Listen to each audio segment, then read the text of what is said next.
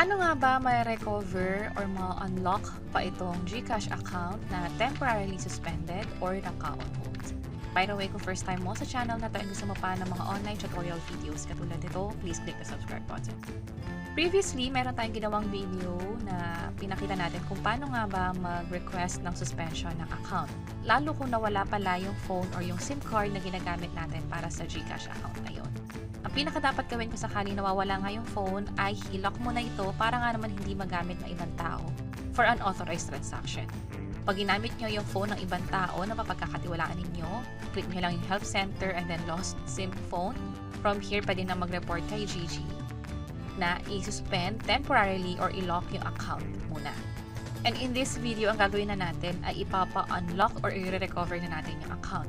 Let's say na-access nyo na agad yung SIM card ninyo, pwede na tayo mag-proceed. Also, kung ang case nyo naman ay ayaw nyo nang gamitin yung dating phone number sa GCash, ibig sabihin gusto nyo mag-register ng panibagong GCash account, pwede rin naman, ang gagawin nyo is yung mga old services from previous GCash account ninyo ay ipapa-transfer nyo doon sa bagong account. Katulad dito, may option ng I want to transfer my funds and services from old account to new account.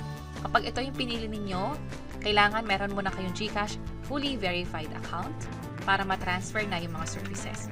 Pero in this video, ang pinakagagawin natin ay i-recover or let's say na-access nyo na agad yung luma yung SIM card, meron na kayong number nito, pwede na mag-proceed. Click ko tong help center and then lost SIM phone ulit, chat with Gigi, and then from here, ilagay lang yung phone number na tatanungin sa inyo. Ang gagawin natin ay I want to lift the suspension on the lost SIM I reported earlier. Kung sakaling ang option nyo pala is yung pangalawa, meron kaming ginawang hiwala ng tutorial video tungkol dyan. Pwede nyo i-check yung description sa bandang baba or yung page or channel namin. Mas madali itong option 1 kasi ang kailangan lang na requirements ay selfie at kailangan lang i-verify yung mga information. Pero bago mag-proceed, kailangan latest yung GCash na app or else magkakaroon ng problema sa pag-selfie. From here, tatanungin na tayo ng mga information tungkol dun sa account natin. Katulad ng middle name, email address, birth date, pwede rin naman yung ID na ginamit during verification. And then, kapag nasagutan na lahat, pag-accurate naman lahat ng info, mag-proceed na kayo sa ganito.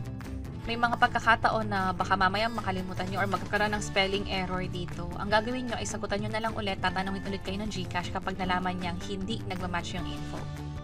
Pero sa case ko, na-confirm na lahat, verified lahat ng info, pwede na mag-proceed sa selfie. So, nag-reply lang ako ng yes. Start face scan now. Ito yung guidelines, yung usual, dapat malinaw yung pagkakakuha, walang nakaharang sa mukha, hubarin mo na yung salamin kung meron man. And then, itap ito confirm para ready na sa selfie.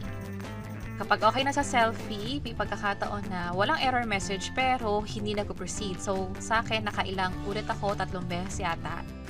At nung inulit ko lang siya ng inulit, nakakuha na ako ng confirmation or ticket number na katulad nito. At maghihintay na lang kayo ng 12 hours.